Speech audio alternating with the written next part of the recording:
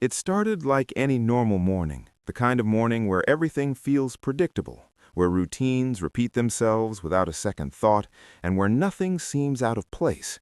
Because on January 24th, 2006, Jennifer Kesse woke up in her apartment in Orlando, Florida, preparing for work just like she always did, following a routine she had repeated countless times before, getting ready, gathering her things, and stepping out into what should have been another ordinary day. But what makes this story so unsettling is not what was different about that morning, but what wasn't, because everything about it appeared completely normal. And that normality is exactly what makes what happened next so difficult to understand, because Jennifer never made it to work that day. And when her phone calls went unanswered, when her coworkers noticed her absence, and when her family realized something wasn't right, concern quickly turned into urgency. Because this was not someone who would simply disappear without telling anyone. This was someone with responsibilities, plans, and a life that was actively moving forward. And as the hours passed with no sign of her, the situation began to feel less like a delay and more like the beginning of something much more serious. And that feeling only grew stronger when it was discovered that her car was missing, because suddenly the situation expanded beyond just a missed day at work. It became a question of where she had gone, what had happened between the moment she left her apartment and the moment she was expected to arrive at work. And as the search began, that question became the center of everything, because there were no immediate answers, no clear signs of what had taken place. And then, when her car was eventually found abandoned at a nearby apartment complex, the mystery deepened even further, because the car itself did not provide the kind of answers investigators were hoping for. There were no obvious signs of struggle, no clear evidence pointing to what had happened, just an empty vehicle sitting in a place that felt disconnected from her usual routine. And that disconnect raised even more questions, because if she had driven there herself, why would she leave the car behind? And if someone else had driven it, then where had they come from, and how had they gotten there without being noticed?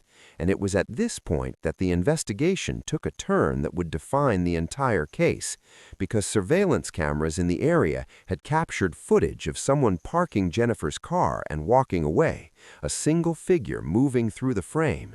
And at first, it seemed like this could finally be the break investigators needed, a chance to identify the person responsible and begin to piece together what had happened. But what made this footage so haunting was not just what it showed, but what it didn't show. Because in every single frame, the person's face was perfectly hidden behind the vertical bars of a fence, as if by pure coincidence or something far more unsettling. And that detail transformed what should have been clear evidence into one of the most frustrating mysteries ever recorded, because the person was visible, their movements were captured, their path was clear, but their identity remained completely unknown. And that paradox became the central mystery of the case, because the answer seemed to be right there, just out of reach, visible but not identifiable, present but not understandable. And as investigators continued to analyze the footage frame by frame, trying to extract any detail that could lead to identification, they found themselves facing the same problem over and over again. The face remained hidden, the identity remained unknown, and the mystery remained unsolved. And as time went on, attention shifted back to Jennifer's daily life, her routine, her apartment complex, the people she interacted with, and the environment around her. Because if the footage could not provide the answer, then perhaps the answer existed somewhere else, somewhere in the details of her life. But even as investigators explored these possibilities, they found no clear suspects, no definitive evidence, and no timeline that could fully explain what had happened.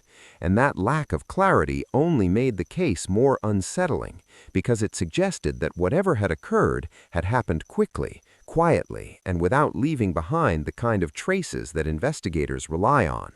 And over time, theories began to emerge, some suggesting that someone had been watching Jennifer, learning her routine, waiting for the right moment to act, while others believed it could have been a random encounter, an unpredictable situation that escalated in ways no one could have anticipated. And yet even these theories failed to fully explain the most haunting element of the case, the footage itself, because no matter which theory was considered, the image of that figure walking away from the car, their face hidden in every frame, remained at the center of everything, a constant reminder that the truth was somehow visible, yet unreachable. And as years passed, the case remained open, revisited again and again by investigators, journalists, and those drawn to the mystery, each time with the same hope that something new would be discovered, some detail that had been overlooked, some clue that could finally reveal the identity of the person in the footage and explain what had happened to Jennifer. But despite all of these efforts, the case remains unsolved, and that is what makes it so deeply unsettling, because it leaves behind a story that feels incomplete, a narrative that begins with clarity and ends in uncertainty, a case where the most important moment was captured on camera, and yet the answer still remains hidden, leaving behind a question that continues to echo long after the footage ends. Who was the person in that video, and what really happened on that morning that seemed so ordinary, yet became anything but?